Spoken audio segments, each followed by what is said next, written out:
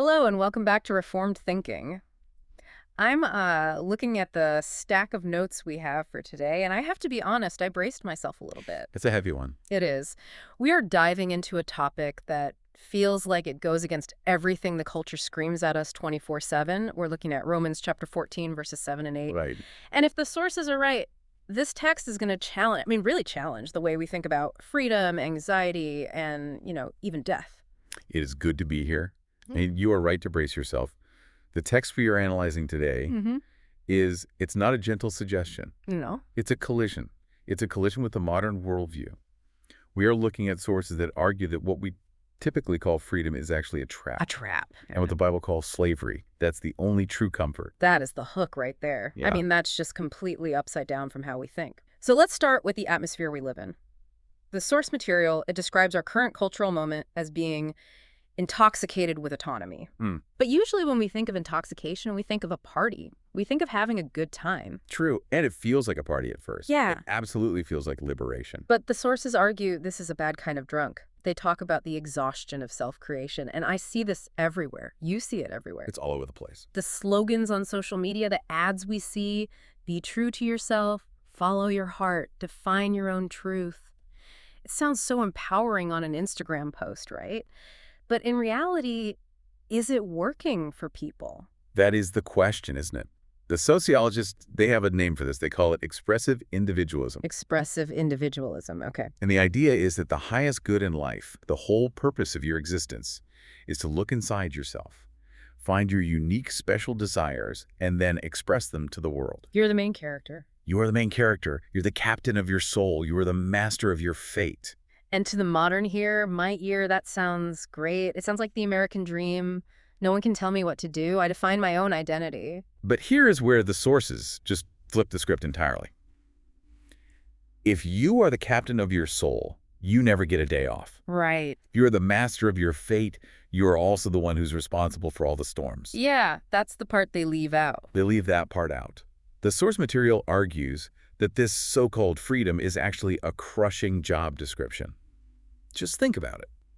If you define your own truth and your own purpose, then the pressure is entirely on you to sustain it. All on you. You have to manufacture your own meaning every single morning when you wake up. It's like being the CEO of a company that is constantly on the verge of bankruptcy, and the company is you. Precisely. That is a perfect way to put it. And that leads to anxiety. It leads to this deep, gnawing exhaustion. Because deep down, I think we all know we're not big enough to be our own gods. Why not? We're not strong enough to carry the weight of the world or, even the weight of our own lives. So we have this modern diagnosis. We're all exhausted from trying to be our own gods.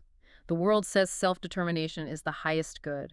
But the text we are looking at today, Romans 14, it argues that this is idolatry. It is. It is self-worship. And like all idols, it demands sacrifices it can never, ever repay. That is the setup. And into this mess, the Apostle Paul steps in with a counterclaim that is, frankly, shocking. He argues that the problem isn't just that we have bad habits or that we're all stressed out. It goes deeper. The problem is that we have bad worship. We're orienting our lives around the wrong center. When the self is the reference point, everything else, our relationships, our morality, our religion, it just becomes a tool to serve the self. So our mission for this deep dive is to unpack how Paul confronts this idol of self-worship. But he doesn't do it in a vacuum, right? He's not on the philosophy lecture hall. Not at all. He's doing it in the context of a very real, very divided church in Rome. And we're going to see why being the property, and that is a strong word, but it's the word the sources use. This is the biblical word. Why being the property of Jesus Christ is actually the only true freedom. It's the paradox of the gospel, isn't it? To the world, it sounds like oppression. Totally. But to the believer, it is the only place of safety. Okay, let's get into the context then. We need to set the scene in Rome, specifically what's happening in Romans 14, verses 1 through 6. The sources describe a lot of friction in this church. What was going on? The church in Rome was fractured. But it wasn't fractured over the core doctrines of the faith.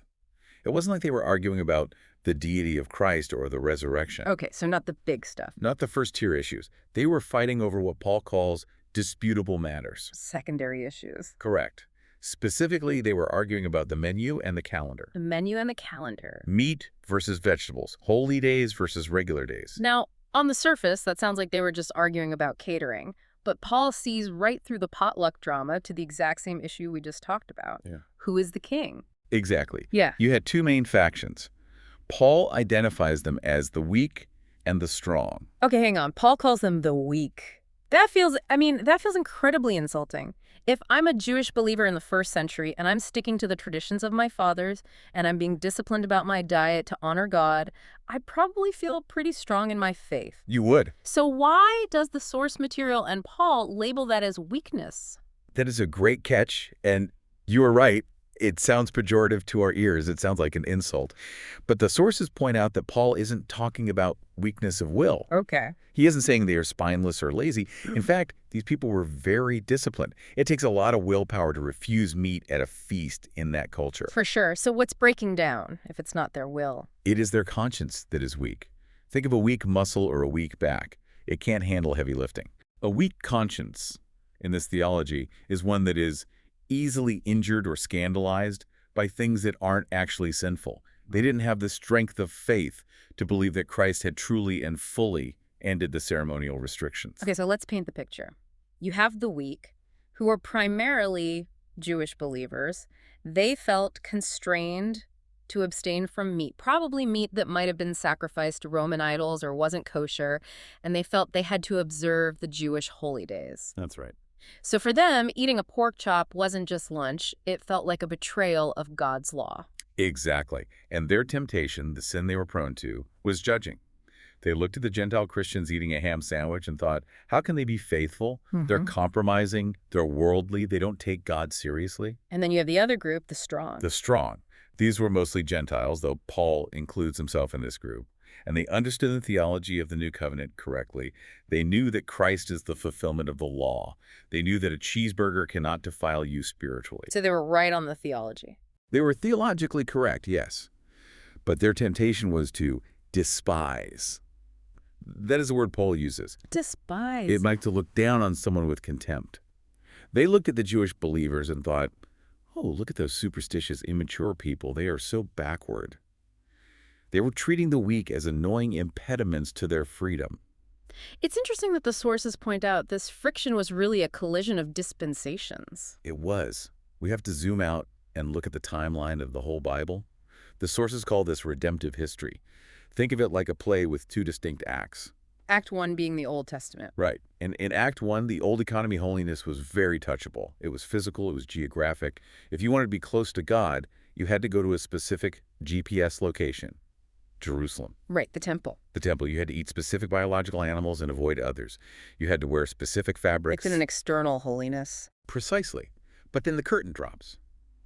Christ comes, dies, and rises. Act 2 begins. And the sources argue the weak believers in Rome were trying to drag the props from Act 1 onto the stage of Act 2. They were trying to keep the old rules running when the new reality had already arrived. But the strong, even though they knew Act 2 had started, were acting like jerks about it. Yeah. Paul validates the theology of the strong. He agrees that the old ceremonial laws are gone, but he absolutely rebukes their attitude. So the root issue wasn't really about the menu. No, not at all. The fight wasn't about meat or days. It was about lordship. It was about the posture of the heart. The sources identify these twin sins, despising and judging. Despising and judging. Despising is pride looking down. Judging is censoriousness looking up and condemning. And both of them stem from the same root. Living to myself. That is the diagnosis. The strong were eating to themselves, flaunting their liberty to show how smart they were. The weak were abstaining to themselves, using their rules to feel superior and holy. Both sides were making the self the reference point. And Paul's solution isn't to just say, hey guys, shake hands and get over it. He doesn't just call for a truce. No, a truce is just a ceasefire. Yeah. Paul wants peace, and peace only comes when you recenter the conscience under the lordship of Jesus. He has to dethrone the self to solve the argument. Which brings us right to the core text for this discussion. Verse 7 says, for none of us lives to himself, and none of us dies to himself. Now, I was looking through the notes, and the sources make a huge deal about the grammar in verse 7. They do. And usually when I see Greek grammar in the notes, my eyes kind of glaze over. Fair. It can be dry if you don't see the point. But they claim that everything hinges on this thing called the dative of advantage. Please tell me this is more interesting than it sounds. It is, I promise. It changes the entire meaning of the sentence. Because when we hear no one lives to himself, we usually hear a command. We hear stop living for yourself. Right. Like a scolding parent. Don't be selfish. Exactly. But the dative case here, coupled with the indicative mood, it implies a factual impossibility. Paul isn't issuing a command. He is stating a law of physics. A law of spiritual physics. Yes, he is saying none of us does live for himself. So you're telling me it's not a shouldn't, it's a can't? It's a can't. He is arguing that for a Christian, living for your own advantage is an ontological contradiction. The source uses the analogy of a planet. A planet cannot orbit itself. Okay. It defies the laws of physics. It has to orbit a star. In the same way, a Christian cannot orbit their own ego. It defies the laws of the spirit. So if you are a Christian, you simply don't live to yourself. But we still struggle with selfishness, obviously. So what does living to self look like when we slip into it? Because I feel like I do that about 10 times a day. Well, functionally, it looks like making the self the master, the judge, and the final audience. When I live to myself, I treat my preferences as sacred. Preferences are king. They are. If I'm strong, I turn my liberty into swagger. I say, I can do what I want, and I don't care how it affects you. And if I am weak? If you are weak, you turn your scruples into tyranny. You say, you must do what I do because I am uncomfortable. In both cases, the conscience becomes the final court of appeal. If I feel it, it must be right. If I want it, it must be good. The sources mention that this verse denies two things, self as the goal and self as the limit. Right. First, the goal. The world catechizes us. It teaches us day in and day out that life is a closed circle beginning and ending with me. Self-expression, self-actualization. All of it. Scripture just denies this. The goal of life cannot be the self. But then there is the limit. None of us dies to himself. That is a haunting phrase. None of us dies to himself. It is. It destroys the last refuge of privacy. Death is often where we think we are finally alone. We think of death as the one thing that is truly ours, my death. It's the one thing I do by myself. Right. But Paul slams that door shut. He says even your death is not a private possession. You did not appoint your first breath, and you do not secure your last. It is the ultimate denial of autonomy. Even in the one thing that seems most personal, my death, I am not the reference point. The self is not the author of life, and it is not the Lord of death. We are not big enough to hold that kind of authority. So that is the negative. We can't orbit ourselves. But we have to orbit something. Nature abhors a vacuum. This leads us to the next section, verse 8a. If we live to the Lord, and if we die to the Lord. Here's the shift. We move from the denial of self to the enthronement of Christ. And the structure of the text itself shows this. The sources point out a chiastic structure. Okay, walk me through the sandwich. The text is built like a sandwich. The sources call it chiastic structure, which is just a fancy way of saying mirrors itself. So the top slice of bread is living. Okay. The bottom slice of bread is dying. Those are the outer edges of our existence. The beginning and the end of our life here. Right. But the meat, the cheese, the good stuff right in the middle of the sandwich. That is the phrase, to the Lord. Paul literally structures the sentence so that Jesus is trapped between your life and your death. You cannot get from one to the other without going through him. So visually, to the Lord is the center of gravity. Precisely. Whether you are in the active phase of living or the passive experience of dying, the center is Christ. He is the sun, and we are the planet. Everything we do is held in orbit by his gravitational pull. Let's talk about living to the Lord. We saw that the dative of advantage means for the benefit of. So what does it mean to eat a meal to the Lord? It means every decision is weighed by his reference point. It reorients ordinary things. If I am eating meat, I'm not just satisfying an appetite. I am giving thanks to the king who provided it. Right. If I am abstaining, I'm not just following a rule. I am disciplining myself to honor the king. Everything gets recentered on him. This changes the definition of freedom, doesn't it? Completely. In the modern world, freedom is the ability to do whatever you want without consequence. It's self-rule. The absence of restraint. Right. But in the Christian view, freedom is the liberty to obey Christ gladly without fear.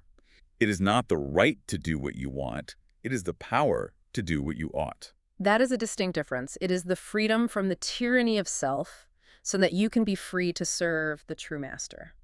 And then we have dying to the Lord. We need to spend some time here because the source material gets very dense with comfort on this point. The sources describe death as the last frontier of human fear. And I think most people, even believers, have this subtle fear that death is a chaotic accident. Like, if I get hit by a bus, did God look away for a second? Is the terror of autonomy, isn't it? If we are the masters of our fate, then an accidental death is a failure of management. It's on you. Yeah. But the sources connect this to the Westminster Confession, specifically Chapter 5 on providence. Providence. That is a heavy theological word. Break it down for us in this context. It affirms that God governs all creatures' actions and things. All of them.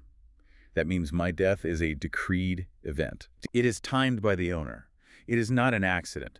It is not a tragedy in the sense that it is outside of God's control.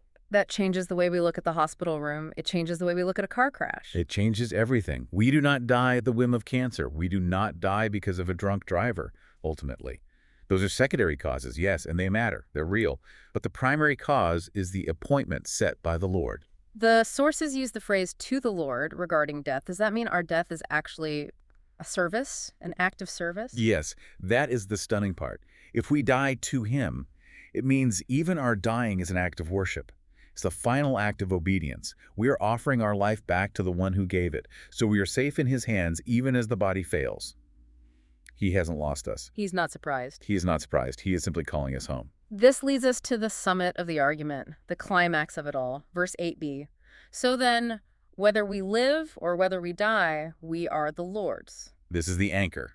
And here's where the text drops a bomb. Well, The Greek changes from the dative case to the genitive of possession. which translates to, It literally translates to, we are the property of the Lord.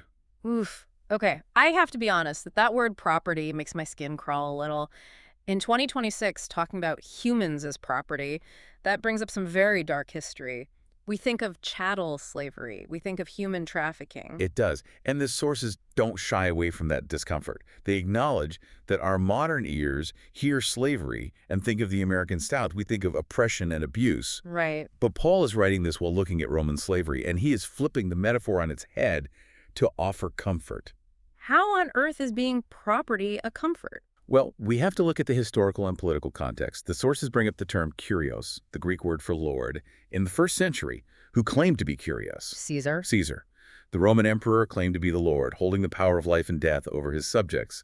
So when Paul writes to the church in Rome, right under Caesar's nose, and says, no, Jesus is kurios, we are his property, he is being incredibly subversive. He is saying our allegiance belongs to Jesus alone, not the state, and not our own will. Right. And the basis of this ownership is found in the very next verse, verse 9. Christ died and lived again that he might be Lord. It is the concept of purchase, redemption. You were bought with a price, that verse. That's the one. In the ancient world, if you bought a slave, you owned their labor, their time, and their life. But here is the beauty of it. The sources argue this isn't harsh. It is hope. Because in that culture, if you are a slave who is responsible for your food, The master. who is responsible for your shelter? The master. Who is responsible for your protection? The master. If you are a free man, you have to hustle. You have to secure your own existence. If you are property, the owner is responsible for your upkeep. That turns the whole idea of slavery on its head. We think of slavery as oppression, but Paul is framing it as security. It is the security of being owned by a good king, a king who loves you. If I am his property, he is not going to lose me. He is not going to misplace me. He protects his investment. An investment he paid for with his own blood. Right. That's a high price. He is not going to walk away from that investment. This doctrine of ownership isn't just for comfort, though. It's also a weapon. The sources list 4 specific errors, 4 doctrinal messes, that this truth cleans up. We need to walk through these because I think we see them in the church every Sunday. The first one is legalism. Legalism is a constant threat. The forces define it as adding human rules to God's law. Give us an example. What does this look like today? It looks like someone saying, real Christians don't drink alcohol, or real Christians must homeschool their kids, or real Christians vote for this specific party. Anytime we add a you must, where the Bible doesn't. And the person saying it usually feels very righteous. They do. But why does the doctrine of we are the Lord's refute this? Because the legalist is acting like a lord. He is manufacturing laws for a household that isn't his. If I look at you and say you must obey my preference, I am claiming ownership over your conscience. But Paul says he is the Lord's. I don't have the authority to bind the conscience of another Christian where God has left them free. It's a jurisdictional violation. You're stepping onto the king's property and trying to put up your own keep off the grass signs. Exactly. It's usurpation. It's sitting on Christ's throne. Then on the other side of the road, you have antinomianism, or license. This is the error of the strong. This is the guy who says, I'm saved by grace, so I can do whatever I want. Beer and Bible, baby. The cage stage Calvinist who wants to shock everyone with their freedom. Right. They use freedom to enthrone desire. They say, I am free, so I can do what I please. But flaunting your liberty, especially if it hurts a brother or a sister, is just another form of living to self. And the Westminster Confession has something to say about this, too, regarding the conscience. Yes. Chapter 20 on Christian liberty. Right. It says, God alone is Lord of the conscience. That frees us from the doctrines of men, but it binds us to the moral law of God. It is what we call the third use of the law. We obey not to get saved, but because we are owned.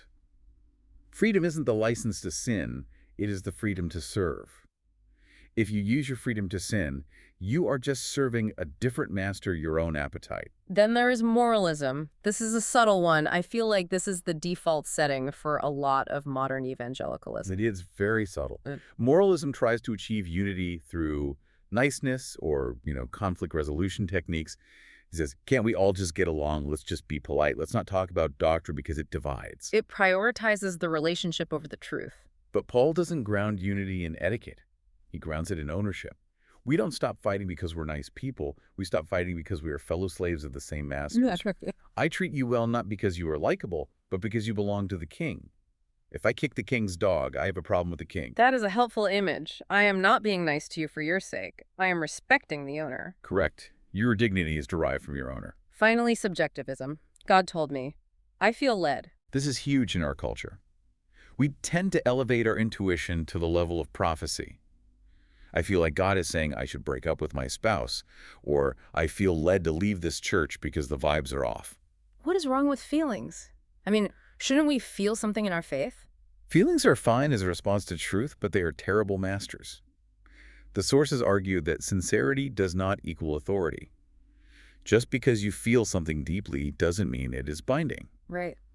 If we are the Lord's, then his objective word rules, not my fluctuating emotional temperature. If the master has written down standing orders, I don't get to override them because I have a hunch. Precisely.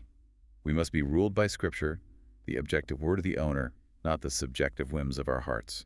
This brings us to the practical application. We've talked about the theology, but what does this look like on a Tuesday morning? Let's break this down for different people listening. Start with the weary saint.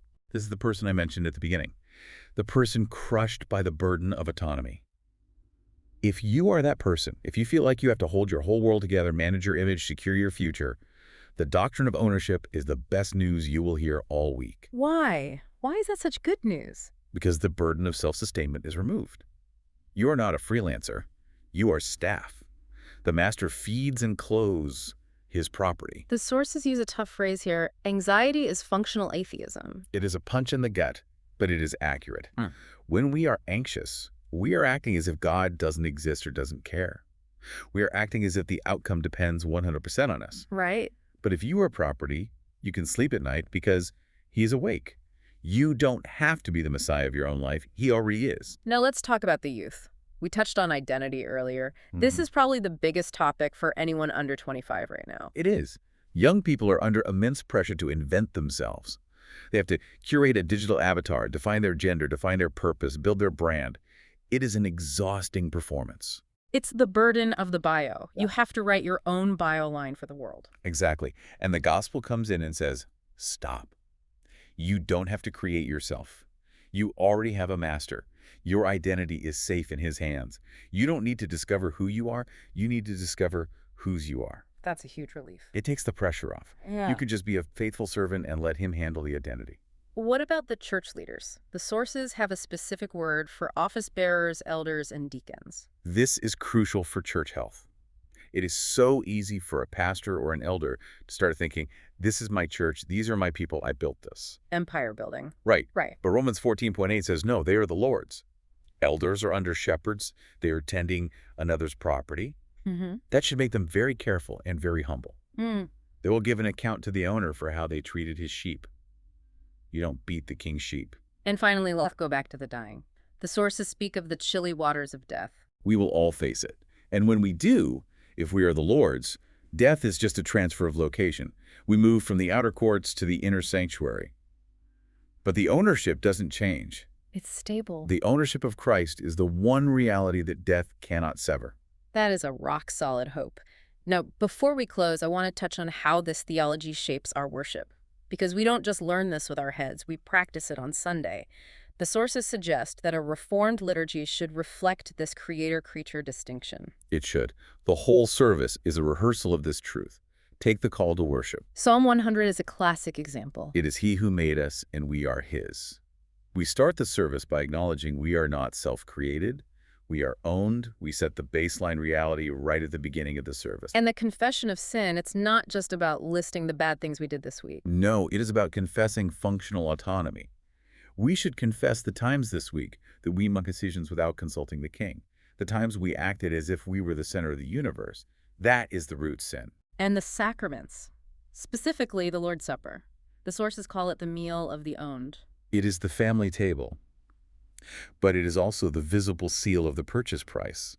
When we see the bread and the wine, we see the cost of our redemption. This is my body, broken for you. Exactly.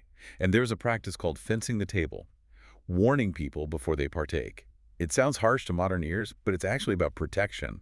It warns the autonomous, those who refuse to bow the knee, that this meal isn't for them. Right. You can't eat at the king's table if you are in rebellion against the king. But it welcomes the weak. Yes, it welcomes the believer who struggles, who doubts, who feels unworthy, but who knows they belong to the host.